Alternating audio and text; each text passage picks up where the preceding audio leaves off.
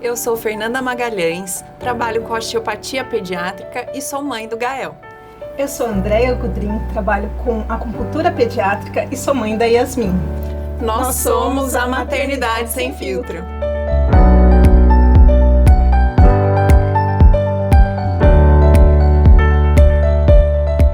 E hoje nós estamos com a Julie. Ela vai falar um pouquinho sobre o que ela anda aprontando nas redes sociais, quem ela é, com o que ela trabalha. E então, com a gente, Julie. Bom, muito prazer para quem está me vendo aí pela primeira vez, né, Fê? Meu nome é Julie Ferrari, eu sou professora, sou mestre em educação, sou educadora parental também, sou mãe do Ravi, de 3 anos, tenho 31 anos. Muita gente acha às vezes que eu sou mais nova, mas eu tenho... isso é bom, né? A genética da família. E atualmente eu trabalho não só com redes sociais, né? Eu tenho outros meios de trabalho, mas eu comecei nas redes sociais em 2020. Então, hoje eu considero o Instagram como um grande trabalho na minha vida e eu já colhi muitos frutos que eu nem imaginava no começo. Acho que vocês querem saber um pouquinho de como eu comecei, né? Sim, com certeza. Eu comecei em 2020. Na verdade, eu falo que os meus parceiros, eles acreditaram em mim antes mesmo de eu acreditar. Eu sempre gostei de fotografia e filmagem. Na verdade, eu comecei a desfilar e trabalhar com fotografia quando eu tinha 7 anos. Nossa, novinha. Eu era muito tímida. E o meu pai tinha muito medo da minha timidez em algum momento me atrapalhar na minha vida, né? Ele falava, ela é muito tímida, às vezes ela conversa só com quem ela conhece, isso em algum momento, dependendo da profissão que ela vai querer seguir, isso não é legal. E o meu pai foi modelo na juventude, então ele falou pra minha mãe, eu vou colocar a Julie pra desfilar. E foi assim que eu comecei a desfilar, fiz curso de fotografia, passarela, fiz um pouquinho de teatro, mas o teatro eu já não me identifiquei tanto. E continuei assim até os meus 15 anos. Aí com 15 anos meu foco foi para vestibular e mudou totalmente meu foco, mas o meu amor pela fotografia sempre permaneceu. Então assim, eu sempre fui a chata da turma que, hoje não é mais chatice isso, mas eu sempre fui a chata da turma que queria tirar foto de tudo. Sabe assim, não gente, vamos lá, vamos se reunir, vamos tirar foto, e eu filmava, e isso numa época que não tinha rede social como tem hoje. Então, eu lembro que os meus amigos do ensino médio falavam, lá vem a Julie de novo querendo tirar foto, sabe assim? Então, assim, as minhas redes sociais, né, Instagram, Facebook, é óbvio, teve um dado momento que eram só pessoas da família, amigos próximos.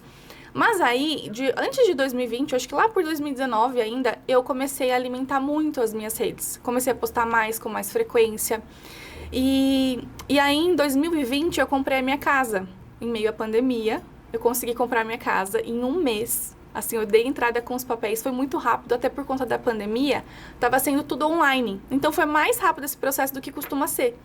E aí, eu comprei minha casa e eu falei, gente, eu vou começar a compartilhar. Porque, imagina, tá todo mundo em casa sem fazer nada. Eu vou começar a compartilhar as coisas da minha casa, o que eu tô fazendo, o que eu tô reformando, e comecei. E aí, teve uma pessoa, né, que eu sempre cito ela, porque ela foi a primeira pessoa que acreditou em mim.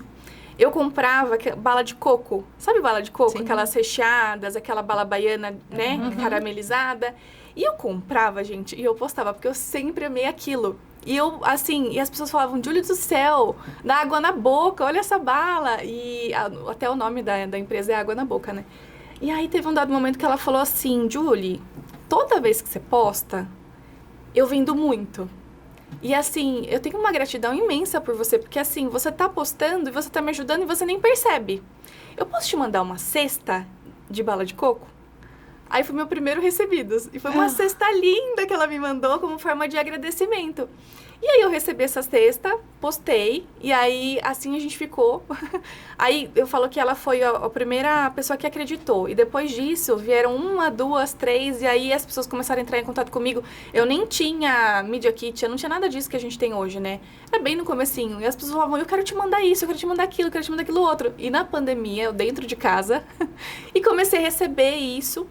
E aí no final desse ano eu descobri que eu estava grávida do Ravi. E aí eu já comecei de fato a criar conteúdo para maternidade, desde o momento que eu recebi o positivo.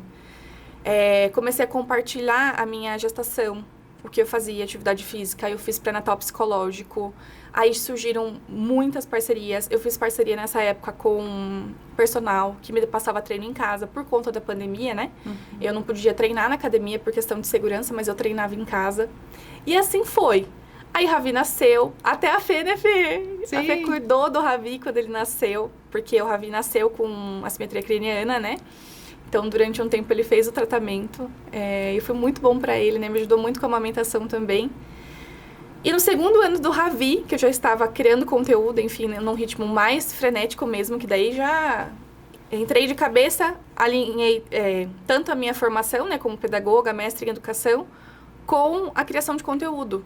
Então, eu me sinto muito feliz criando conteúdo pro Instagram, porque eu consigo unir as minhas duas profissões, que é a questão, né, da criação de conteúdo. Como eu falei, né, sempre gostei de fotografia, filmagem, então eu tenho um olhar fotográfico também, um olhar para filmagem, para criação de conteúdo diferenciado, com a minha formação voltada para a educação. Passando informações, né? Isso! Continua. E aí, assim, foi no segundo ano do nascimento do Ravi, naquele ano eu ganhei 50 mil seguidores em um ano, criando conteúdo. Foi, assim, muito rápido. Quando eu vi, as pessoas começaram a chegar e muitas mães vinham até mim e falavam, Julie, você não faz ideia que uma live que você faz com uma nutricionista, o quanto me ajuda. Elas falavam assim, eu sei que o ideal é que eu pudesse passar o meu bebê com uma nutricionista, como é a nutricionista do Ravi. Porém, eu moro numa cidadezinha muito pequenininha no interior e quem atende meu bebê no postinho é uma enfermeira. Então, assim, eu comecei a visualizar... Eu não tinha noção do impacto que eu tinha na vida das pessoas. Eu comecei a visualizar o quanto eu poderia... Ajudar de longe, contribuir. E fora o direct, né? Porque as mães, assim... Principalmente a fase que eu tava no puerpério, muitas mães que estavam no puerpério começaram a chegar. Então, elas viam, né? Que eu não tava legal. Eu tive baby blues. Então, os primeiros meses foram difíceis. E a gente se ajudava. Eu falo que, assim, não é só eu que era a rede de apoio delas. Elas também eram minha rede de apoio. Sim. A gente trocava muito. E aí chegou hoje, né? Já são aí 4 anos de criação de conteúdo, trabalhando com criação de conteúdo. E é algo que me faz muito feliz. A gente queria ter essa felicidade fazendo conteúdo também, porque pra gente é tão difícil. Mulher do céu. Porque como a gente não tem isso como, não vou falar profissão, mas é algo que... Complementa, né? Complementa. Atualmente, todo profissional é como se fosse um portfólio a internet, né? Sim. Então, você... cartão de visitas, né? Isso. Exato. Então, se você... e você conhece a Andréia, ela é acupunturista, ela é ótima. Então, passa o Instagram dela, eu quero ver, pra ver se gosta do conteúdo. Eu falo se bate o santo, né? Se identifica com o trabalho da pessoa, né? Inclusive, hoje eu tava no consultório e tava vendo os cartãozinhos lá de visita. Falei, gente... Ninguém praticamente mais usa. É tudo, né? WhatsApp, redes descartável, sociais. Né? Então, assim, como não é algo que a gente faz no dia a dia, assim, sempre, a gente tem dificuldade. E aí, assim, é tão lindo quando alguém faz isso com tanta destreza, tão natural, sabe? Espontâneo, né? Acaba ficando espontâneo. Sim. Mas uma dica que eu sempre dou para as minhas amigas quando elas falam, Julia, eu quero começar a criar conteúdo e eu não sei por onde. Eu esqueço. Quando eu vejo acabou o dia e eu não postei um stories, eu não fiz nada. Hoje mudou um pouquinho o algoritmo do Instagram, né? Quando, nessa fase que eu disse pra vocês que foi o momento que eu mais cresci no Instagram, o algoritmo, ele gostava que a gente postasse uma quantidade imensa de stories no dia. Então, assim, eu fazia em média 30, 50 stories no dia. Hoje, o algoritmo ele tá mudando um pouquinho. Então, assim, ele pede uma frequência maior no feed até do que nos stories. Então, eu percebo, por exemplo, que os dias que eu posto menos stories, eu tenho uma visualização maior. Porém, eu gosto de me conectar com o meu público. Então, assim, eu não caio muito no algoritmo. Então, se for pra continuar, né... me conectando com quem me segue, eu vou sim criar uma quantidade de conteúdos maior no Stories. E eu brinco com as minhas colegas, eu falo assim, gente, coloca o celular para despertar. 8 horas da manhã, meio-dia, 6 horas da tarde, 9 horas da noite. Aí você vai ter ali 4 momentos do seu dia que você vai postar alguma coisa. Mas o que eu posto? O que você tá fazendo. Uma narrativa, cria uma narrativa em cima daquilo que você fez. Eu atendi para as meninas que trabalham, às vezes, com maquiagem, enfim, são empreendedoras. posta o que você fez, se você atendeu uma pessoa ou se você atendeu um caso, você, né, Fê, por exemplo, que atende vários casos, vocês que atendem casos, com certeza naquele dia tem um caso que despertou uma reflexão, alguma coisa, compartilha isso com quem te segue. E esse é um truque que eu falo, coloque o celular pra despertar, que daí ele vai te lembrar de postar e não vai acabar o dia sem você ter postado nada. Uma dica, né? Vem isso na minha cabeça, porque eu entrei num desafio de 21 dias e tem que tomar água, 2 litros de água por dia. Coloca aquele... Tem vários aplicativos de água, né? Sim. Associa água e stories. Cada vez que apitar o negócio da água, você já sabe que tem que postar alguma coisa. Exatamente. Sei lá, né? Vários... Até você criar um hábito, não é eternamente que seu celular vai ficar despertando. Chega um momento que fica automático mesmo essa questão da criação de conteúdo, né? Até pro feed mesmo. Você já começa a ver possibilidade de criação de conteúdo em várias coisas. Então, às vezes eu vou viajar e eu falo assim, né? Minha terapeuta, ai, Dani... Eu falo assim, Dani, agora eu vou viajar e eu vou abandonar o meu celular. Várias eu vou guardar fotos. ele na bolsa e eu não vou pegar mais o celular. Aí, só que assim, aí eu tô ali, aí eu vejo uma cena do meu filho brincando ou com o pai fazendo alguma coisa, eu não consigo não registrar, entendeu? Não é só pro Instagram. Eu gosto de, como eu disse, né? Eu gosto de ter vídeos e registros da minha vida toda. Eu tenho muitas, muitas fotos desde bebê. E minha mãe até brinca, que ela fala assim, que, ai, Julie, você é assim desde que você nasceu. Naquela época tinha câmera de filme. E aí, o que ela fazia? Ela colocava a câmera no filme e ficava tirando foto e eu ficava fazendo pose. Meu Deus, que bonitinho. Aí ela falava assim, Julie, quantos filmes eu não perdi porque era muito caro pra revelar essas fotos? Era muito caro, a mãe não tinha dinheiro. Então, mas eu ia lá, eu fazia essa vontade, eu tirava a foto. E eu tenho muita foto, não tem nem comparação. Os álbuns de foto que tem do meu irmão, né, que veio depois, e as minhas fotos, assim, a comparação. Tudo bem que o segundo falam que tem diferença, né? Eu sou mãe de um só, não sei ainda dizer como é. Mas dizem mesmo, né? Que o primeiro a gente faz de uma forma, o segundo a gente faz de outra. Somos mãe todo dia. Então não tem ninguém pra opinar sobre isso, né? E deixa eu te perguntar. Quando eu fui falar com você e chamei pra vir pro podcast, você falou que estava falando sobre o desmame, que é um dos assuntos que tá em dia lá no seu Insta. Na verdade, elas querem muito que eu fale sobre isso, mas ainda... Eu já tentei, já gravei vídeo, aí às vezes... né? Porque envolve muitas questões, assim, essa questão do desmame, né? A amamentação, no meu caso, né? Eu tive eu quase morri por conta da amamentação. Eu lembro. Eu tive um abscesso mamário, eu estava tratando o Ravi ainda na época. Então, assim, a amamentação, eu digo que eu lutei muito por ela, porque eu quase morri pela amamentação. E não desisti. Então, mesmo com o abscesso mamário, eu fiz cirurgia, eu retornei e segui com a amamentação do Ravi até os 3 anos. E as meninas me pedem muito para falar como foi esse processo. Então, assim, eu comecei a visualizar que eu já estava perdendo o brilho de amamentar. Né? Já não estava sendo tão prazeroso como era no início. Mas eu não queria encerrar de uma maneira desrespeitosa com o Ravi. Porque, assim, todos esses processos, eu falo, foi uma história tão linda, apesar de todos os desafios que eu tive desde o início, que eu não posso encerrar de qualquer forma. Eu não vou passar uma pimenta no meu peito, vou dar pra ele mamar, pra ele sentir nojo do meu peito e não querer mais o meu peito. Você postou isso, né? Ou eu vou falar, ou eu vou colocar um band-aid no meu peito e falar pra ele que meu peito tá dodó. Então, assim, tem mães que seguem por essa linha, mas eu não queria, porque eu sempre priorizei a verdade, até pra ele confiar em mim. Então, eu comecei a falar pra ele, olha, filho, você tá crescendo, né? Eu sei que você... E ele falava assim, o pai dele falava, Ravi... Já tá na hora de você parar. E ele fala, mas é muito gostoso, papai. Então, assim, que bonitinho. Tipo, com 2 anos e meio, ele falava, mas é muito gostoso. Então, assim, era algo, de fato, que ele era muito apegado. Aí, no meio do ano passado, eu fiz a primeira tentativa de desmame. Mas, eu comecei o desmame gradual dele com 2 anos. Pra eu desmamar totalmente aos 3.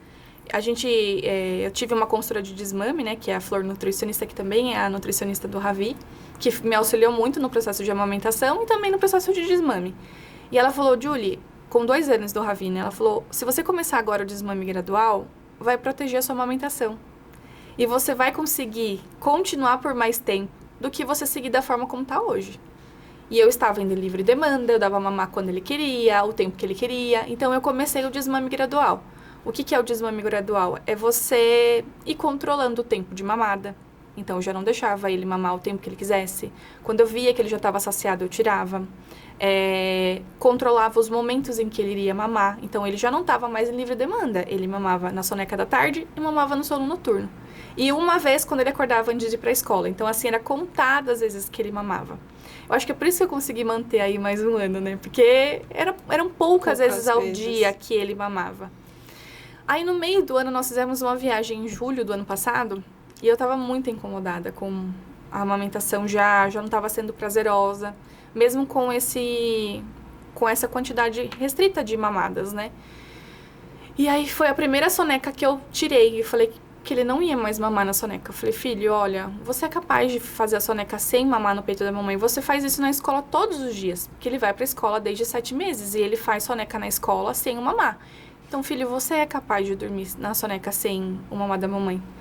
E aí, ele chorou muito. Mas ele chorou sentido, assim, ó. Do pai dele ter que consolar ele. Porque eu acho que ali ele foi começando a entender que, de fato, estava acabando. E eu tive que ser muito firme, porque isso é uma coisa que a gente... o meu método de educação é a gente ser firme e gentil ao mesmo tempo. Sim. Aquele momento era o meu limite que eu tinha que colocar nele. Então, assim, eu coloquei um limite, eu fui firme naquilo que eu falei, e a partir daquele dia eu não dei mais mamar pra ele na soneca.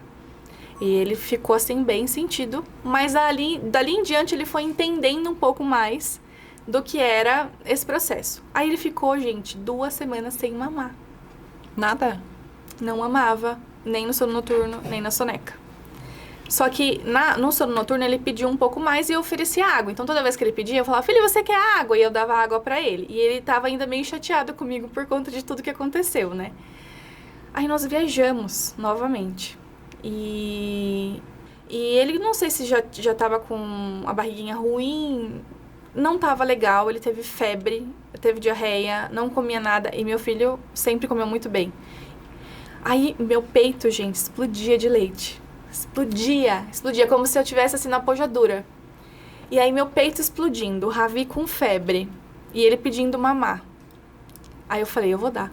Foi o pai dele, eu vou dar. Aí o pai dele falou, Júlia, mas você vai perder tudo que você fez até aqui. Eu falei, eu vou dar, porque meu peito tá enchendo de leite. Tem alguma coisa errada. Porque se fosse o momento ideal do desmame, meu peito ia secar. Meu leite já teria secado. Ou já iria, pelo menos, começar a diminuir um pouco mais a produção.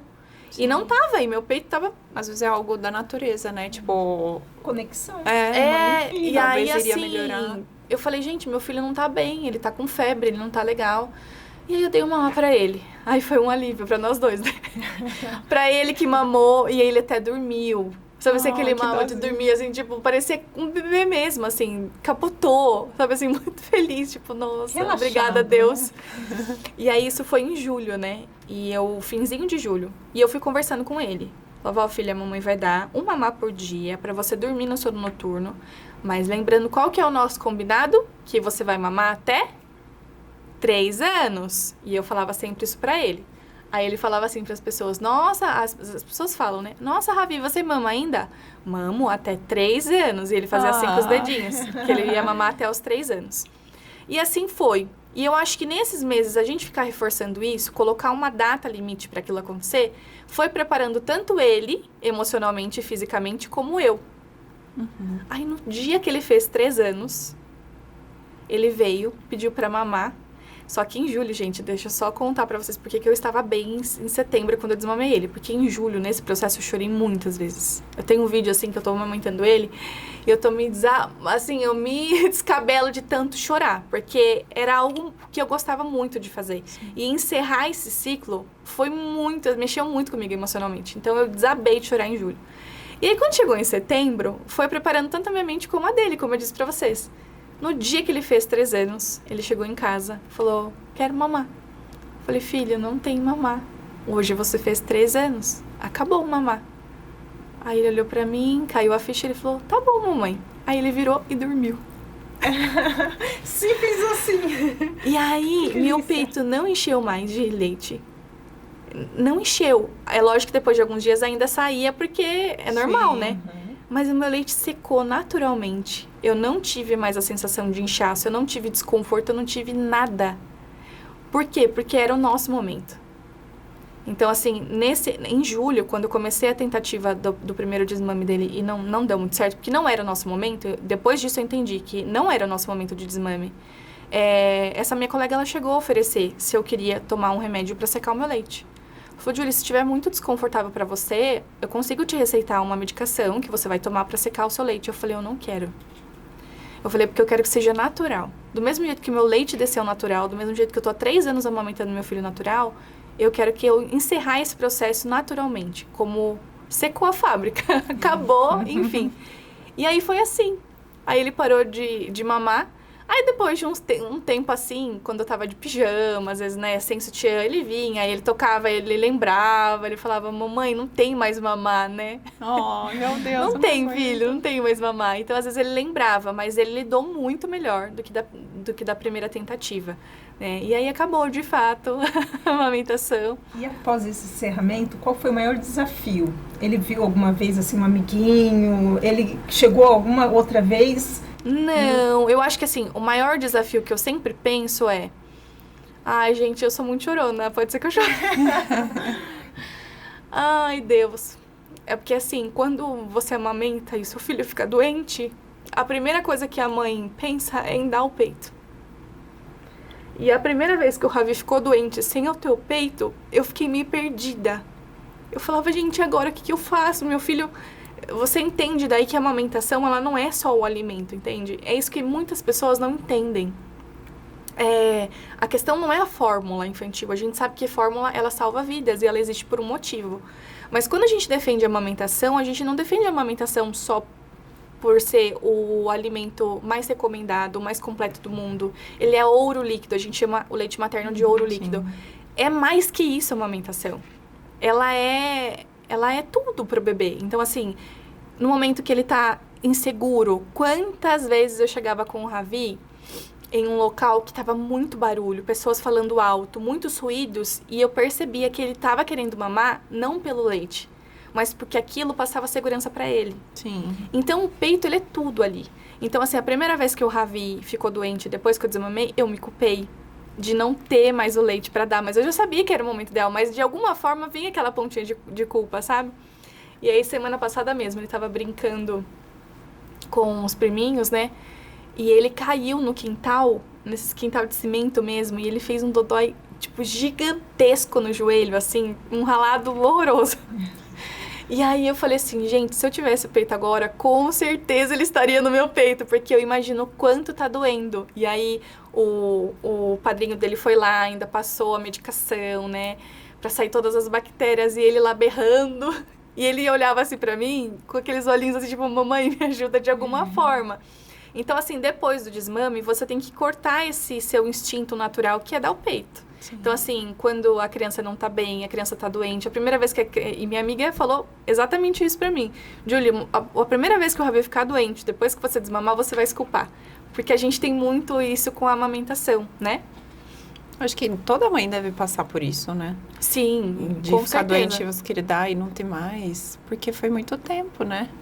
Essa ligação. Sim. Igual você falou, não é só alimento, é a parte imunológica também. Eu vi em algum lugar que eles pegaram eu não lembro se era doença, micróbio, o que era, água suja.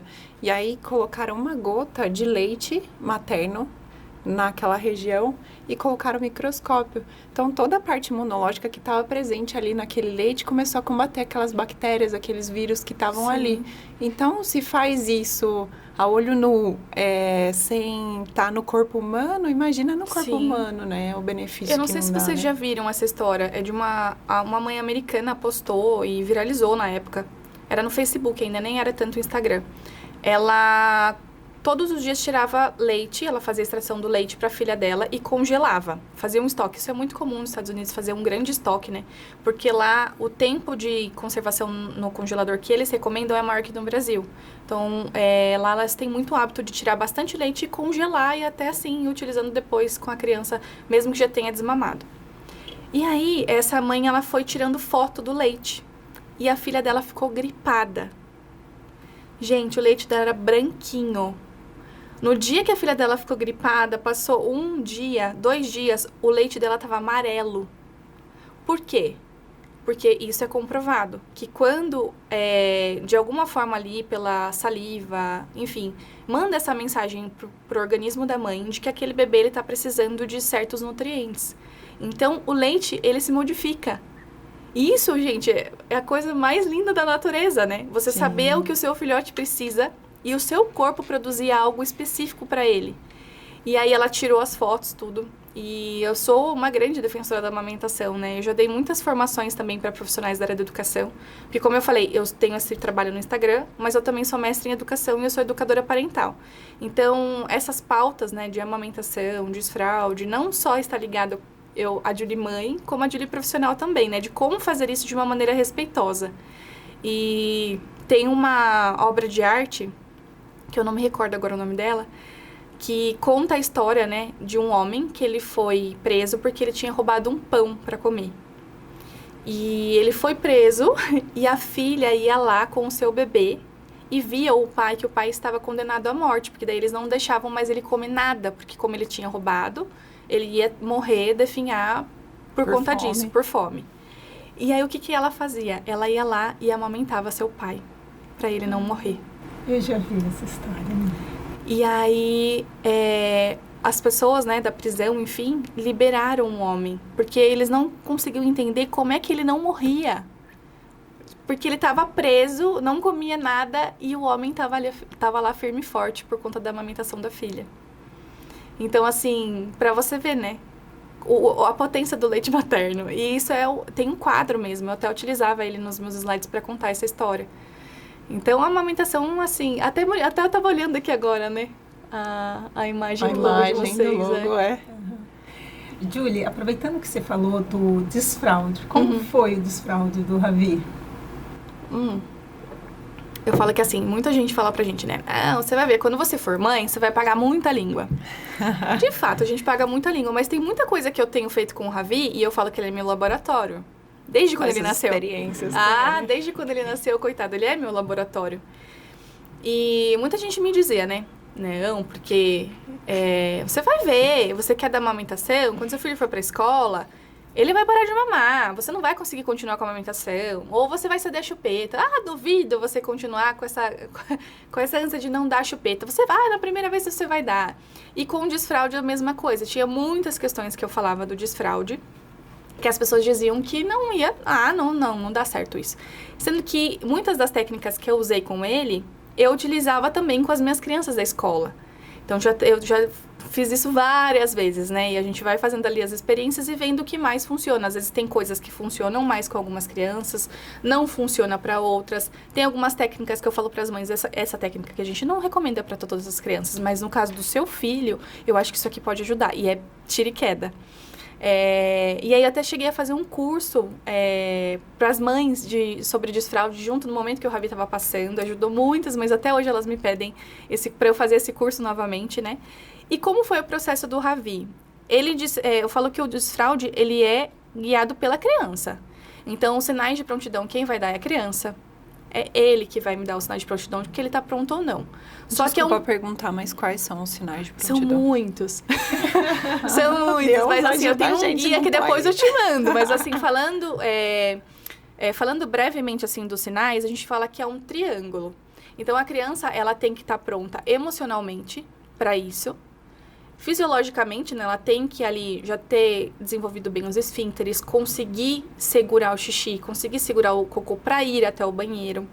E ela também tem que se desenvolver integralmente ali na questão até do desenvolvimento intelectual. O que é isso? A criança saber o que é o banheiro. Tem crianças que não sabem o que é o banheiro e a mãe quer que a criança saia das fraldas. A criança não sabe onde é o banheiro. Eu lembro que o Ravi, no processo de desfraude dele, ele ia em restaurante e ele já via a plaquinha sabendo que ali era o banheiro. Ele apontava e falava, mamãe, quero ir no banheiro. Então, ele já tinha esse conhecimento de identificar que aquela placa significava que ali era o banheiro. Já sabia minimamente falar, xixi, cocô. Às vezes tem, mas e crianças que são... Que tem problemas inclusão, na fala. Enfim, que não... De alguma forma, elas sabem que são crianças atípicas, né? De alguma forma, ela sinaliza pra você. Então, assim, eu já desfraudei também crianças atípicas que elas colocavam a mão, ou eu utilizava recursos visuais, como uma plaquinha de xixi, cocô, e elas iam lá e me apontavam o que ela queria fazer. Então, tem maneiras ali, mesmo que a criança não tenha desenvolvido a fala. Mas são vários... Vários sinais de prontidão que você vai ali observando. Sim, é um sinal a criança já começa a se incomodar com a fralda tá cheia de xixi e cocô, pedir para você trocar, né? Ali porque tá incomodando. Ela se interessar pelo banheiro, gostar de entrar para ver você usando. Mas eu acho que um diferencial grande no desfraude do Ravi foi que eu fiz o desfraude dele ele usando fralda. E isso é uma coisa que as pessoas elas fazem o inverso. Elas começam tirando a fralda da criança. E o que eu fiz? Comecei com ele com a fralda. Eu levava ele pro banheiro, ele fazia o xixi quando ele pedia o cocô. Ele terminava, eu colocava a fralda. E eu usava aquela fralda calça, sabe? E assim foi. Ele ficou quase uma semana usando a fralda calça seca. Ele não fazia. Ele sabia já que ali era o momento de fazer no banheiro. E por que eu usava essa fralda calça? Porque quando a gente faz o inverso, a gente já tira a fralda da criança e deixa ela ali, a criança tá tentando entender ainda o que tá acontecendo. Tem crianças que a gente fala que cada criança tem um temperamento. Sim. Tem crianças que têm um temperamento colérico, tem crianças que têm um temperamento mais fleumático, que é a criança mais tímida. Se eu tenho um filho que tem um temperamento fleumático e eu tiro a fralda dessa criança, a primeira vez que essa criança fizer um cocô na calça, ela vai ficar tão envergonhada e ela vai sentir nojo, ela vai ter repúdio daquilo que ela não vai querer mais tirar a fralda. E ela vai fazer o cocô só na fralda. Ou não querer fazer cocô e ficar segurando, ou não querer fazer. Né? E aí é o efeito rebote, porque daí a criança segura, e aí ela gera um trauma, e daí a gente tem que tratar isso daí emocionalmente. Então, a criança, ela tem que estar pronta emocionalmente, intelectualmente ali, e o corpo dela também tem que estar pronto. Por que eu falo emocionalmente a criança pronta? Tem crianças que desenvolveram, ao longo da vidinha delas, algum medo do banheiro, né? Tem crianças que sim, têm medo do banheiro, têm medo do vaso sanitário. Os barulhos, né, e tal. E aí, tem mães que falam, Julie, mas meu filho, ele tem pavor do banheiro. Ele não entra de jeito nenhum. Aí eu falo, primeiro nós vamos ter que trabalhar o medo dele, para depois começar o desfraude. Então, assim, você tem que ter a noção desse triângulo, né? Para conseguir, de fato, iniciar esse desfraude e correr tudo bem. Mesmo porque senão pode causar até uma constipação da criança. Sim, com certeza. Nossa, eu não imaginava nada disso. Eu pensando assim, né? Vamos tirar a fralda, filho, vamos e vamos que vamos. Vamos tirando a fralda. Nunca imaginei que tinha tanta coisa envolvida, né? Sim. É que assim, tem pessoas que fazem dessa forma e rola também. Mas é que eu falo, a minha forma de educar e de instruir as famílias é com redução de danos.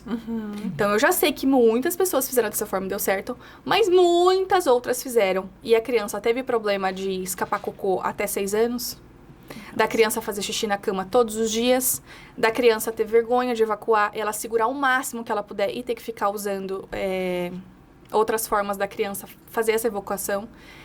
Tem adultos, aí quando eu fui estudar, né, mergulhar nesse universo de desfraude, eu fui até ver, às vezes, traumas que eu tenho, dificuldades que eu tenho, que eu tive que tratar, que podem sim ter vindo da forma como foi feito o meu desfraude. Por exemplo, não consegui fazer cocô sem ser no vaso da minha casa. Já teve vezes de eu viajar e eu ficar 4, 5 dias comendo que nem uma doida e não ir no banheiro. Porque eu tinha vergonha, ou eu tinha, de alguma forma, ali tinha um bloqueio que eu não conseguia usar o vaso sanitário de outros lugares que não fosse da minha casa.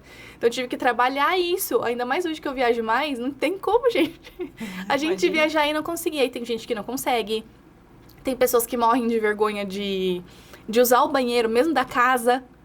Esses dias mesmo, eu tava fazendo a unha e uma moça tava comentando lá no salão que ela vai ao banheiro e ela liga o chuveiro. Por causa do barulho. Porque ela não quer que nem o marido, nem os filhos, ninguém ouça ela usando o banheiro. E talvez esteja relacionado assim, quando o neném, a criança, solta um bumbum ou faz um cocô, fala que feio, filho, nossa, Exato. Né? E até na troca de fralda, falou que o desfraude, ele inicia com a troca de fralda. Porque na hora que você vai trocar o seu filho, ou até mesmo o profissional que troca a fralda dele na escola, vai fazer comentários como, nossa, de novo cocô? Nossa, mas de novo você fez cocô? Terceira vez que você faz cocô, só essa manhã? Nossa, que cocô fedido. E aí ele começa a ouvir essas falas, e isso vai criando uma imagem ali no imaginário dele de que fazer cocô é errado, de que ele tem que segurar a evacuação, entende? Vai criando ali uma imagem para ele que não é positiva. E até mesmo xixi também, né? E assim, dentro da medicina chinesa, que é a área que eu atuo, de acupuntura, o sentimento medo tem a ver com rim. Então, por isso que muitas vezes quando a gente sente medo, já dá vontade de fazer xixi. Ou as crianças, às vezes, sentem o medo e faz xixi. Porque é o sentimento relacionado. Está relacionado ao órgão rim. Então, quando você sente medo, estimula-se o rim. Sim. E aí acaba, assim, eu falo que a forma que todos esses processos, etapas da vida da criança, a gente tem que fazer tentando reduzir o máximo de danos possível. E é isso que as mães que me acompanham, elas entendem, né? Tem muita gente que confunde essa forma de educação com permissividade. Sim. E são coisas totalmente diferentes. Então, assim, tem várias formas de educar. Tem a forma mais autoritária, que é quando você é extremamente firme e você é pouco gentil. Então, a firmeza está lá em cima e a gentileza está aqui embaixo. Existe a forma de educar, que é a permissividade, que é quando você é gentil demais e você é firme de nada.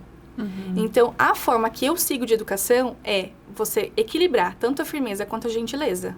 Uhum. Então, assim, não é ser permissivo, porque ser permissivo é você ser gentil demais e você não ser nada firme. Então, nesse processo, a gente busca o equilíbrio. É óbvio que tem momentos que a gente pende mais para permissividade, mais para autoritarismo. Sim, porque nós somos seres humanos e a gente erra muito.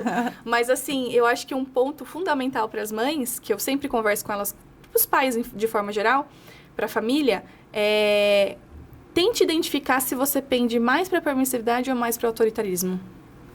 No meu caso, eu já pendo mais para autoritarismo. Então, assim, eu já às vezes passo um pouquinho da firmeza, entendeu? Porque eu sou mais racional. E é engraçado então, que quando você passa a gentileza. Sim. Ser delicada, passa mas ao contrário. Mas quando passa do meu limite, sabe assim, passou do meu limite, eu tenho um limite de gentileza. Mas quando passou, aí a firmeza vem mais forte do que a gentileza, entendeu? Uhum. O meu marido, por exemplo, ele já pende mais pra gentileza. Então, assim, ele consegue se manter muito mais ali e cada vez mais sendo gentil. E eu falo pra ele, não, aí já, né, tem que puxar colocar um pouquinho mais da firmeza, também, né? Assim.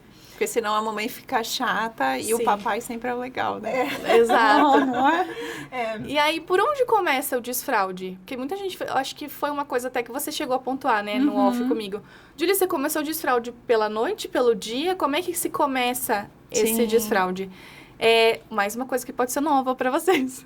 São 4 etapas do desfraude. A gente fala que é o cocô noturno. Aí tem o xixi diurno.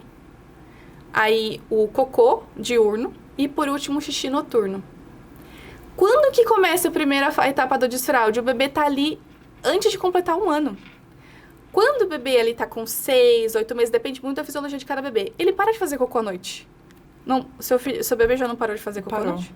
Então, assim, essa já é a primeira etapa. Ele já consegue regular e fazer cocô apenas durante o dia. Essa já é a primeira etapa. As 2 aqui etapas que a gente fala que é durante o dia, pode se inverter. Então, por exemplo, o meu filho, ele tinha mais facilidade, por exemplo, de identificar quando ele ia fazer o cocô do que quando ia fazer o xixi. Então, tem crianças que já é o contrário. Que já tem muito mais dificuldade com o cocô do que o xixi. E aí, a última etapa do desfraude é o desfraude noturno. Então, assim, o Ravi passava o dia todo sem fralda. Inclusive, na soneca da tarde na escola, a professora dele falava, Julie, nós não estamos mais colocando a fralda nele pra dormir na soneca, porque ele acorda seca todo dia, não vou ficar desperdiçando fralda. Acho que a gente já dá pra tirar. Eu falei, então, ok. E isso é muito importante também, os profissionais que estão acompanhando as crianças terem esse olhar, acreditar nas crianças, acreditar no potencial delas. E aí eu deixei ele com a fralda só pra dormir. Ficamos dessa forma até 15 dias. Depois que a fralda acordou seca 15 dias, aí eu tirei do noturno. Porque as outras etapas você consegue estimular, você consegue ver o que tá precisando melhorar. Eu acho que eu vou fazer isso. Aí tem gente que fala, vou acordar a criança de madrugada pra fazer xixi. Gente, pelo amor de Deus, não façam isso. Porque se a criança já tem o controle do esfíncteres, ela não precisa ser acordada de madrugada para ir ao banheiro. Aí, não, a partir das 8 horas da noite não dá mais água para a criança. Eu falo, pelo amor de Deus, que judiação. É óbvio que você não vai deixar a criança tomar uma garrafa de água, mas você deixar a criança ficar com sede para ela não fazer xixi na cama, olha, isso não é natural, entende? Isso não é natural. Aí eu falava, teve algumas mães que até me questionaram isso. Eu falei, gente, eu durmo com a garrafa do lado da minha cabeceira. O Ravi acorda de madrugada, às vezes por conta de estava habituado a mamar, né? Às vezes ele acorda 2 vezes nesses dias mais quentes pedindo água e ele volta a dormir e não faz xixi na cama. Então, assim, a questão não é você dar água para a criança, a questão é dela estar pronta ou não para passar por isso. Então, o desfraude noturno, ele pode demorar um pouquinho mais. A gente fala, né, a Sociedade Brasileira de Urologia, a Sociedade Brasileira de Pediatria, fala que a gente pode ter escapes até os 6 anos. Nossa, bastante tempo, né? Mas escapes, gente, não é escape todo dia. É escape, assim, igual o Ravi. Ele já tá desfraldado desde agosto do ano passado. Com quantos anos ele tá? Ele tá com 3 anos agora. Mas foi antes dele completar 3 anos que ele desfraldou totalmente. Ele tem, vez ou outra, já teve casos de fazer xixi na cama nesse meio tempo. Mas foi, assim, 2, 3 casos isolados, entende? De todos esses meses que ele já tá desfraldado.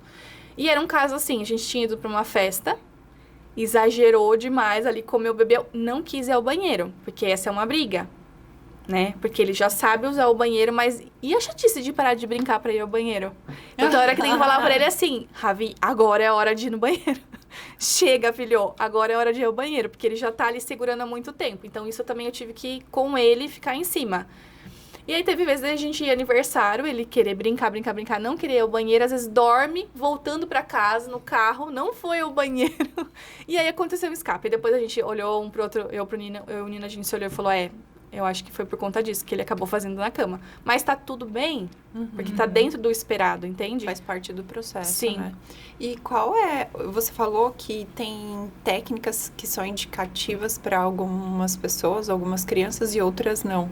Você falou que tem, sei lá, alguma técnica esdrúxula, meio grossa, sei lá, que às vezes... Porque você falou que... É que assim, eu não criança... trabalho com recompensa. Ah, tá. Não trabalho com recompensa. Então, assim, o Ravi, por exemplo, ele precisa guardar os brinquedos dele. Eu não vou falar assim, filho, guarda seu brinquedo que a mamãe vai te dar um adesivo de estrela. Eu não trabalho com esse tipo de técnica, porque ele tem que entender que isso ele tem que fazer. Sim. A gente lava a louça de casa, a gente não tem outro benefício que não seja a louça limpa. Então, assim, ele usar o banheiro, ele fazer xixi e cocô, é algo fisiológico. Eu não vou ficar... Assim, é lógico que nas primeiras vezes eu ia lá e falava, filho, você viu que você conseguiu? Viu? A mamãe falou pra você que você é capaz. E você é capaz. Eu acredito em você. Você conseguiu. Você conseguiu ver que você tava com vontade de fazer cocô e você foi ao banheiro e você fez.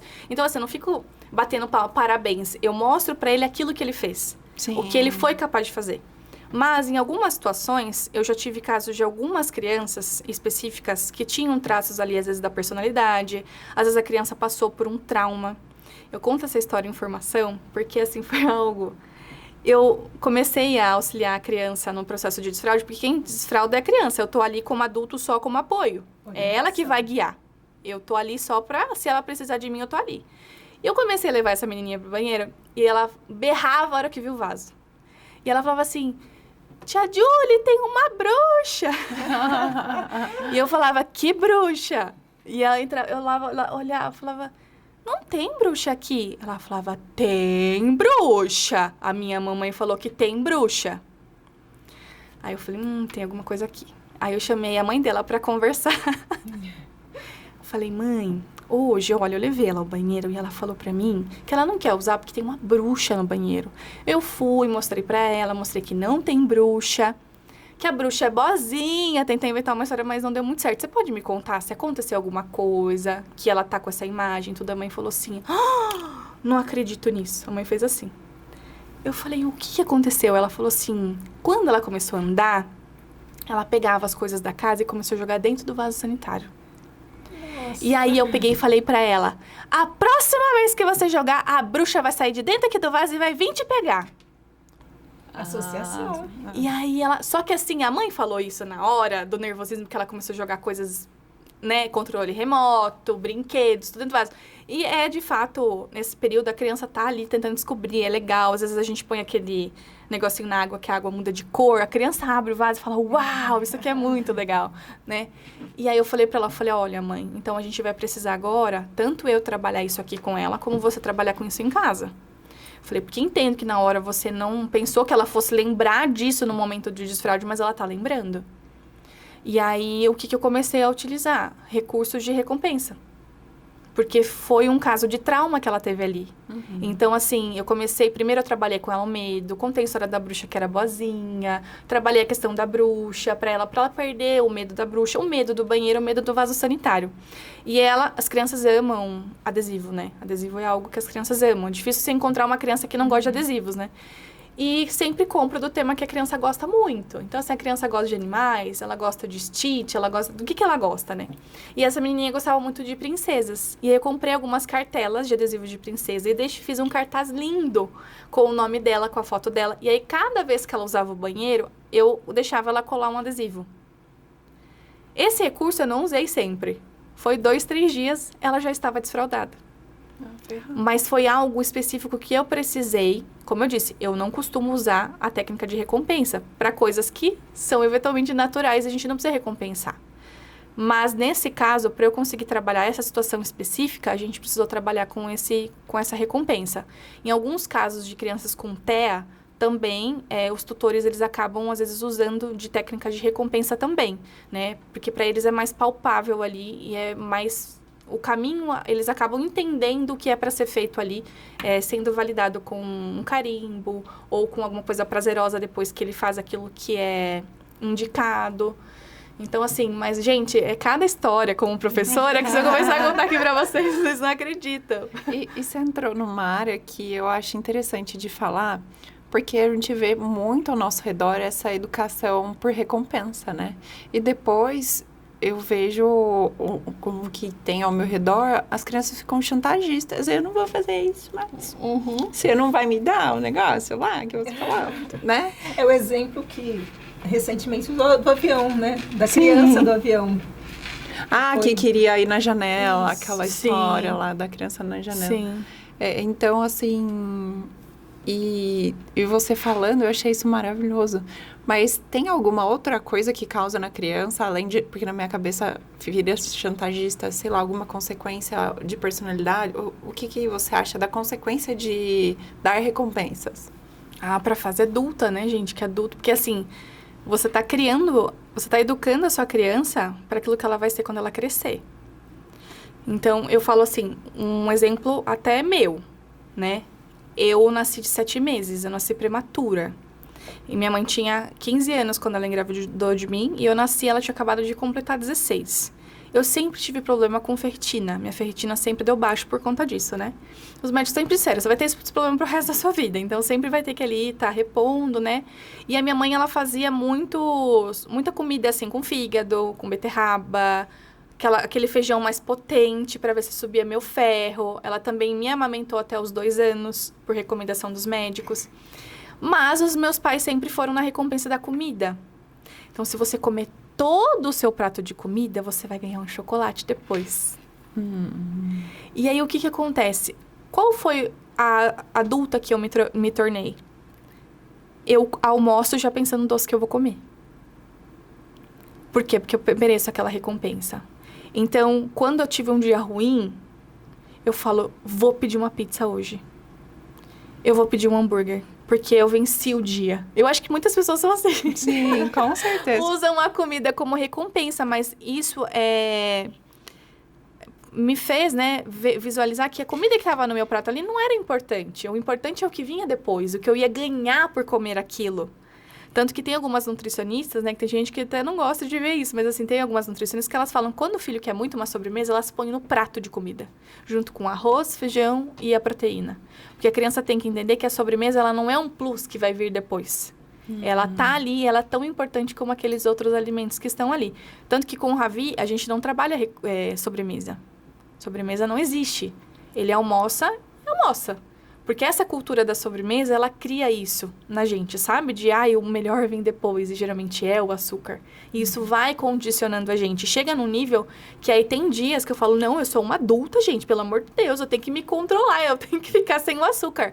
Mas é esse vício, né? É o vício do açúcar. Né? E eu acho que também a recompensa pode criar frustrações, né? Porque assim, se eu não ganho recompensa, pode ficar frustrada. Calma aí, eu tô esperando, não recebi, causa uma frustração na vida adulta também. E eu sou, como eu disse, eu sou educadora parental. Eu sou formada em disciplina positiva. Disciplina positiva é diferente de educação positiva, tá, gente? Só deixando claro, porque a educação positiva está sendo muito atacada, mas disciplina positiva é outra coisa. Na disciplina positiva, a gente não é muito... Não acredita muito no elogio. E muita gente ataca a disciplina positiva por conta disso. Porque fala, como que você vai criar uma criança sem elogiar ela? Porque tem que elogiar. Sim, mas a gente fala que o elogio, ele é como um brigadeiro. A gente pode elogiar, mas não toda hora e a todo momento. Você não pode comer brigadeiro no café da manhã, no almoço e no jantar. Por quê? Porque o elogio, como ela disse, quando você é criado na base do elogio, sempre quando você faz algo bom, você espera que alguém ao seu redor te elogie, te parabenize por aquilo. E se você não ganha isso, você fica extremamente frustrado. E você vive à mercê dos elogios das pessoas ao seu redor. Então, você faz um trabalho legal, você sabe que o seu trabalho foi bom. Mas se não vier ninguém de fora te elogiar, te validar por aquilo que você fez, você é uma pessoa frustrada. Então, a criação que você dá para a criança é o adulto que ela vai se tornar. Então, se você cria uma criança baseada apenas na recompensa e no elogio, que adulto que ela vai ser? Entende? Então, assim, não é que a gente não elogia. Como eu falei, o Ravi, as primeiras vezes que ele foi ao banheiro, eu fui lá e falei, filho, olha, você é capaz. Olha como você conseguiu. Eu acredito em você. Mas eu não fico o tempo todo, ele pegou... Eu lembro que quando ele começou a ainda usava a fralda, eu fechava a fralda, né? Dava na mãozinha dele, ele ia lá ao banheiro, pisava no lixo, jogava e vinha. Ok, eu não ficava lá o tempo todo, filho, parabéns! Sabe assim? Até se eu fizesse isso, ele ia ficar olhando pra minha cara, tipo assim, foi tão tranquilo pra eu fazer, pra que você tá fazendo esse forfé, né? Eu acho que as primeiras vezes, você faz, mas daí não precisa ser sempre, não precisa ser só na base do elogio, porque daí também a criança tá sempre esperando o seu elogio, né? E talvez, não sei se tem relação, mas ser um adulto mais procrastinador, porque assim, pra que eu vou fazer aquilo? Ninguém tá vendo, não vou ter nenhuma troca, então... Sim, não vou ganhar nada com isso, o que eu vou ganhar? Não tem nenhuma plateia. Não tem ninguém vendo. Então, assim, tudo tem um porquê, né? Quando a gente se debruça mesmo em estudar o porquê das coisas, e tá tudo bem discordar. Eu discordo, eu quero criar meu filho na base do elogio. Tá tudo bem, são escolhas. Então, assim, a gente faz escolhas na nossa maternidade, na forma de criar o nosso filho. Mas você tem que ter noção daquilo, quais são as consequências daquilo, né? Sim. E uma coisa que eu noto que você faz muito no seu Instagram, e isso eu queria muito ser assim, mas também depende de tempo, que é assim... Que você faz da meia-noite às 6. Tipo, eu vou sair, vou num restaurante, vou lá, já separo as coisas para ele brincar, alguma coisa para passar o tempo. Ou, por exemplo, você faz a rotina noturna. Então, são coisinhas que você prepara e faz, que dá um diferencial, que eu falo, faz o temperinho ali, entendeu? Porque a maioria, atualmente, entrando no assunto que acontece muito, as telas, os pais vão no restaurante, taca a tela, a criança vai ficar quietinha e lá, beleza. Sim. E o que eu acho muito interessante da sua área, essa criatividade para montar essas coisas. E você passa muito isso no seu Instagram, né? Sim. Só que para os pais, é lógico, fazerem isso, depende de tempo e muito boa vontade. Mas você acha escolha, né? E assim, às vezes não é nem tanto, é que eu faço assim, né? Eu faço da minha forminha por ser professora, por ter essa facilidade, mas não precisa ser exatamente da forma que eu faço, sabe? Eu falo assim, ir pro restaurante. Esses dias mesmo, nós fomos, eu até filmei o Ravi brincando com o pai dele. Sabe quando você vai nesses lugares de estrada que eles dão pra você entrar? Eles dão um cartãozinho, o cartão, que é a conta mesmo, né? E aí tava o pai do Ravi com o Ravi, que daí eles me deram um e deram outro pra ele. Então tinha 2 desses, né, desses cartões. E eles fizeram uma bolinha de papel E aí eles ficavam brincando assim, ó, com o negócio. Tipo de futebol. E eu falo assim, o meu marido, ele teve muita infância. Ele foi uma criança que ele vivia mais tempo na rua que dentro de casa. Então, ele é um ótimo pai pro Ravi, no sentido, assim, de brincar, sabe? Estimular. De ele vai e ele fala, filho, o que dá pra gente brincar aqui agora? Eles pegam bolinha e fazem papel, eles fazem coisas, assim, que eu falo, como que era a forma que nós fomos criadas, né? Porque, assim, ainda fui criada com tela. Aí as pessoas falam assim, ai, mas eu cresci assistindo TV Globinho e isso não atrapalhou no meu desenvolvimento. Pega o desenho que você assistiu, pega o desenho que o seu filho assiste hoje. Veja a velocidade, o estímulo visual, as cores, a fala, como os personagens falam, é totalmente diferente. A telas que nós assistimos era mais lenta, pausado, não era tantos estímulos visuais. Até eu lembro que eu dormia. Vai tentar dormir hoje com os filmes que as crianças assistem. Você não consegue dormir, porque é muito estímulo, você fica ligadão ali. Então, assim, quando você vai... Eu não vou dizer pra vocês que o Ravi nunca viu telas. Até que a última viagem que nós fizemos, eu levei muitos brinquedos pra ele, muitos recursos, mas eu também levei o iPad. Foi a primeira viagem que nós fizemos que eu usei esse recurso. Por quê? Nós fizemos a viagem de 2 horas de carro. Nós saímos de madrugada de casa, 2 horas de carro, pegamos trânsito, depois fizemos um transfer para o aeroporto e depois mais 3 horas de voo até Jericoacoara. De Jericoacoara pegamos um transfer até a nossa pousada. Foi assim, o dia inteiro de viagem. Mas, como eu falo, é como o brigadeiro.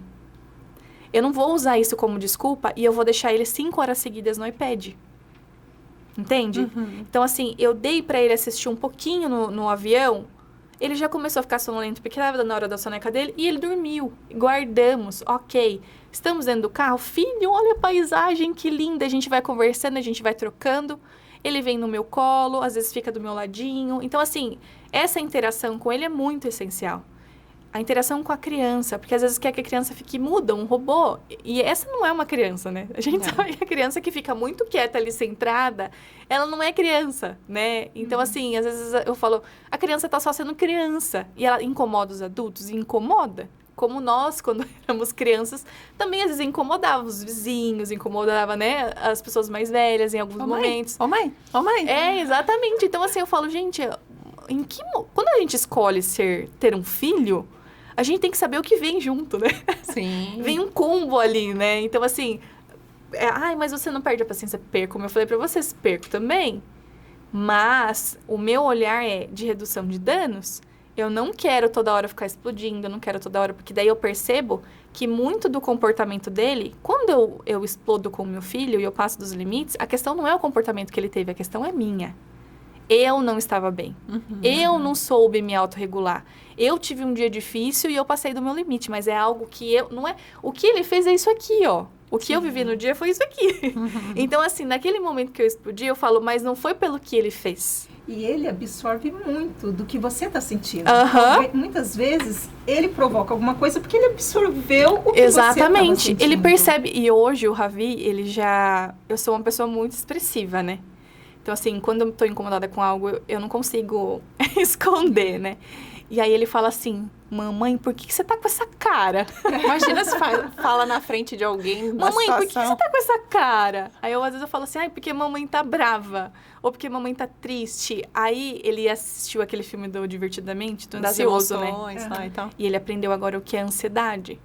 E aí um dia a gente chegou no cinema e eu tava tentando pegar pipoca e ele não parava. E ele, mamãe, porque daí a gente vai fazer... Filho, calma, filho, nós já vamos. Aí ele assim, mamãe, eu tô muito ansioso. Aí ele percebeu que aquela agitação que tava tendo dentro dele era a ansiedade. E aí, às vezes, ele falou isso pra minha mãe. Aí minha mãe falou assim, Júlia, você explicou pro menino o que é ansiedade? Ele tem 3 anos. Tipo assim, você tá ficando louca? Ele veio aqui e falou pra mim que ele tá ansioso. Ele tá ansioso porque a vovó falou que vai dar um presente pra ele. E aí ela falou assim, minha mãe às vezes acha que daí eu exagero, tipo assim, no estímulo dele. Mas ele aprendeu por ele mesmo. Não fui eu, entende? Ela falou, ele veio pra mim e falou, ele tá ansioso. Onde já se viu? Ele tem só 3 anos. A nossa geração, quando foi aprender o que era ansiedade, né? Tô entediado. Imagina falar isso. Eu tô entediado. Sim. É verdade. E eu não sei onde eu vi que me falaram quanto mais palavras a criança souber sobre emoções, mais ela vai ter esse controle emocional, mais ela vai saber traduzir, né, o que ela está sentindo, né? A inteligência emocional, por que para nós, a nossa geração, é tão difícil a gente ter esse autocontrole? Aí em uma discussão, falar assim, eu não quero falar agora, porque se eu falar agora, eu vou falar o que eu não devo. Então eu vou me retirar, eu vou me acalmar, e assim que eu me acalmar, eu volto e converso com você. Quem tem esse controle de fazer algo assim? Bem difícil, Nós não né? tivemos essa inteligência emocional, nem de identificar os nossos gatilhos, entende? Nós não tivemos esse tipo de educação. É. E as crianças de hoje, elas já estão tendo um pouco mais disso trabalhado na escola. A respiração, né? Respiração, a questão da respiração.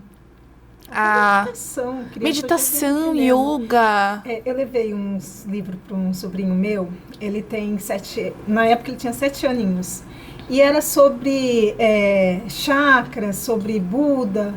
A hora que eu dei o livro, eu queria explicar para ele. Uhum. Ele me deu uma aula de coisas que nem eu sabia. Tipo assim, tá bom, ok. Eu até gravei, eu falei, mas de onde essa criança aprendeu tudo isso? Sim.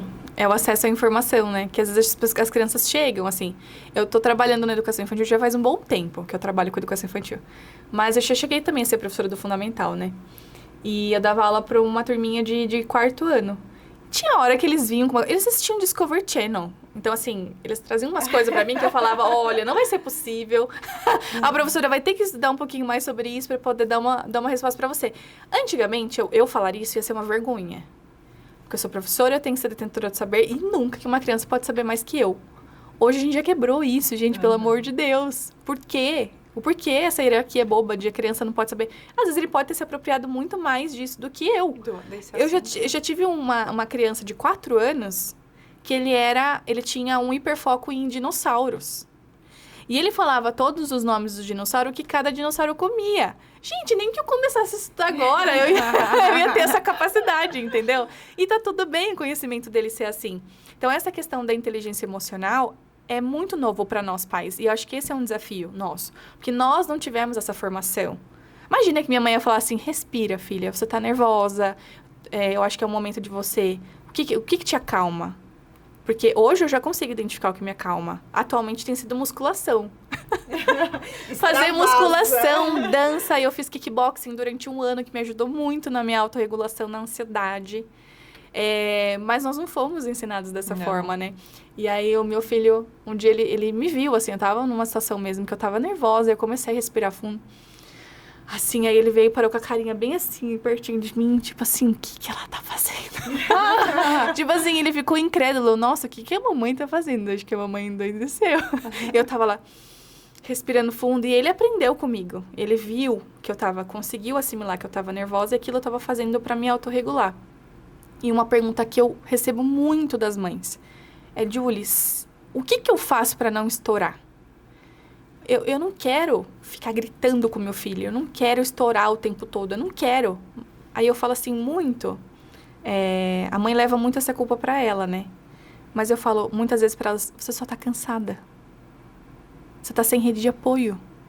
Entende? Eu sei que você é uma ótima mãe, que você não quer ficar estourando com seu filho toda hora, mas olha, o que tá de errado na nossa rotina? O que pode acontecer que vai te ajudar a você não perder a paciência toda hora? Às vezes você, como eu disse, né? Às vezes não é o que a criança faz. O que a criança faz é isso aqui, ó. Coisica. Você olha, a criança abre a gaveta ali que tem um mundo mágico pra ela, com colheres e garfos, tupperware. E aí a criança começa a tirar e a mãe fala, para, menino! Porque assim, a criança fala, o que a criança fez e como a mãe reagiu, entende? Às vezes não é a altura. Ali não é muito, né? E uma técnica que eu sempre ensinei para as meninas, para as mães e para os profissionais que trabalham na área da educação, porque os profissionais da área da educação, muitas vezes, eles são extremamente desvalorizados. As pessoas não fazem noção, não tem noção do que é você trabalhar com uma sala com 20, 23 crianças, você em 2. É algo surreal, assim. E elas, de fato, eu falo para elas, vocês precisam aprender a se autorregular. Precisam, porque é estressante o trabalho de vocês. E eu falava para elas, olhem para as mãozinhas. Olhem. Se você vê que você está perdendo a paciência com seu filho, ou com a sua criança, né, da escola, enfim, olha para a mão, compara com a sua. O quanto de vida você tem na sua mão, o quanto de vida tem esse bebê, essa criança. Ele é muito novo. Ele não tem, assim, 1/10 da sua sabedoria, da sua trajetória até aqui. Não adianta você querer que ele vá reagir com sabedoria, com coisas, se você não está conseguindo reagir. Se você está perdendo ali as estribeiras, você quer que a criança tenha essa inteligência emocional de falar, eu não vou fazer isso porque eu vou irritar minha mãe. Ou eu não vou fazer isso porque a minha professora vai ficar irritada, né? Melhor nem fazer. Então, assim, eles não têm essa capacidade. E agem pelo impulso, né? Sim, a capacidade que eles não têm essa capacidade... tem um termo que nós usamos, né? Eles não têm essa capacidade de se controlar mesmo, né? Então, você fala assim, a questão do não. Muita gente fala, é claro que a criança entende o não. Ela entende o não no sentido de, o não, que você fala o não, geralmente você fala associado com uma postura, com um tom de voz, com a cara fechada, e a criança, de fato, entende que ali tem algo que ela não precisa fazer. Mas quando a gente fala pra criança assim, não corra, ela vai associar muito mais o corra do que o não corra. Então, o que eu falo para as crianças? Vocês vão andando. Eu não falo não corra. Eu falo como eles devem fazer. Você vai andando. Entende? Eu não fico falando para as crianças, não corra no corredor. Eu falo, vamos andando no corredor. Aí, quando as crianças são muito pequenininhas, eu falo, nós vamos andando que nem um elefante. Aí, eles vão andando que nem um elefante. Nós vamos andando que nem um leão. E eles vão andando que nem um leão. E eles não saem correndo, porque eles entenderam o que eles têm que fazer. Muitas vezes a gente fala para a criança o que ela não tem que fazer, mas a gente não fala como é o certo. E aí, dá um bug no cérebro delas e elas falam, tá, mas como eu faço? O que eu tenho que fazer, né? O que eu queria te perguntar, você deu um exemplo maravilhoso, que foi da menininha que estava fazendo algo, assim, que pra mãe e pra qualquer pessoa, jogando as coisas dentro do vaso, ou qualquer outra coisa que a criança tá fazendo, que não deve, que tá irritando, ou sei lá. Uhum. Como você faz pra fazer com que aquela criança pare? Porque às vezes você fala, a criança não para, você fala, a criança não para. Eu já ia me pegar... Para de fazer isso! O que você faz para ser doce e gentil, igual você falou? Primeira coisa é, eu falo mesmo, hoje com o Ravi com 3 anos, eu falo, você tá me incomodando. Esse comportamento não é legal. Tá me incomodando, filha. Mamãe, às vezes eu tô trabalhando, eu falo, olha, mamãe tá trabalhando agora. Você quer continuar fazendo isso no seu quarto? Por exemplo, você tá tocando um instrumento e tá lá martelando na minha cabeça, eu tô tentando trabalhar. Eu falo, filho, tudo bem você ficar com o seu instrumento, você pode fazer isso no seu quarto? Aí, às vezes, ele fala assim, não, mamãe, eu quero ficar aqui com você. Eu falo, então, a mamãe vai pedir que você brinque com outra coisa. Quando ele era mais novinho, eu não conseguia ter esse diálogo. Muitas palavras eles não compreendem. Você tem que falar poucas palavras. Uhum. E é mais ação do que palavras, né? Pouquíssimas frases curtas mesmo. Hoje, eu já consigo ter esse diálogo com o Ravi. Mas o que eu fazia? Eu redirecionava a atenção dele. Então, sim, você tem que pontuar para a criança que aquela atitude não é correta, né? Que a criança ela vai aprender através de você pontuando. Sim. Mas eu sempre redirecionava a atenção dele para outra coisa. Então, se eu via que ele estava muito estressado porque ele queria algo que eu não... Filho, que tal você brincar com esse aqui? Então, eu dava algo... na cozinha. Ele queria pegar um objeto que não é seguro para ele. Ele é um bebê. Não adianta ficar gritando com ele, que ele não vai entender. Então, eu ia lá e direcionava a atenção dele para outra coisa que ele poderia brincar. Então, por exemplo, bater no vidro. No vidro do box. Ele pegava, às vezes, um brinquedinho que ele estava brincando e estava batendo no vidro do box. No vidro do box não é seguro. Então, eu mostrava para ele onde era seguro ele bater. No azulejo. Então, você redireciona. Então, aqui, filho, aqui não. Aqui quebra. Vidro, corta. Sangue. Eu fazia... poucas palavras, entende? Uhum. Aqui sim. E aí, eu mostrava para ele onde ele tinha que bater. Então, a criança vai lá e chuta o sofá da sua casa. Eu falava, olha, chutar não. Aqui não é o lugar certo de você chutar. Você vai chutar a bola. Então, aqui não. Onde eu posso chutar? Porque se a criança ela tá chutando, é porque ela precisa desenvolver essa habilidade. Uhum. Então, tem épocas... Eu falo assim, é muito doido, porque fica na nossa cabeça. Você consegue ver claramente o que a criança tá desenvolvendo. Porque ela começa a fazer aquilo sem parar.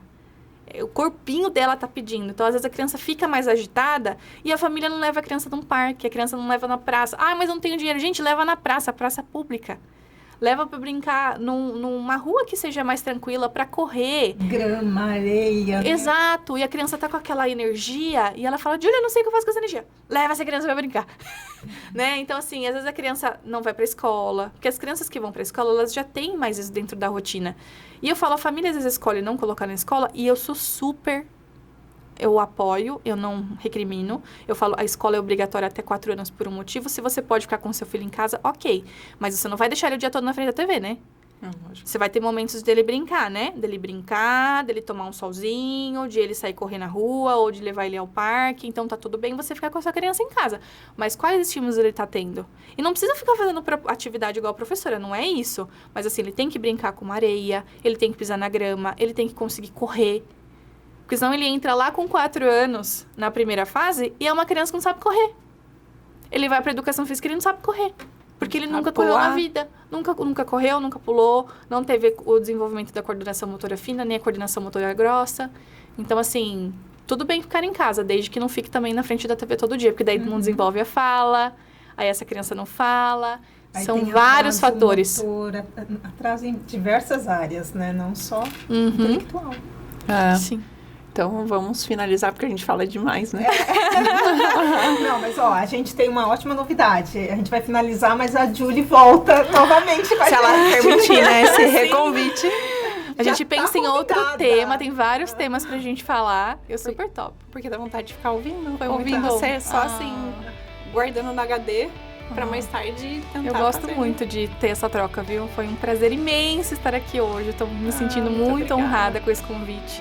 Admiro muito vocês, viu? Obrigada. Se você puder deixar uma mensagem para as mães, algo que você queira passar. Sim. Na verdade, eu acho que quando eu penso nas mães, eu queria mais que elas aliviassem um pouco o fardo, sabe? Até dizendo pra Julie, pra Julie mãe, que a gente se cobra muito. E a gente quer ser perfeita pros nossos filhos, porque eles merecem, né? Eles merecem o melhor de nós. Mas que a gente tenha a noção de que todos os dias a gente tem sido a melhor mãe que a gente pode. E eu ouvi isso durante a minha gestação, Julie. Use como mantra na sua cabeça. A cada dia você tem sido a mãe que você pode. A melhor mãe que você pode pro seu filho. E é isso, a gente só é aquilo que a gente consegue ser, que a gente é capaz de ser hoje. Amanhã a gente vai ser melhor que hoje, com toda certeza.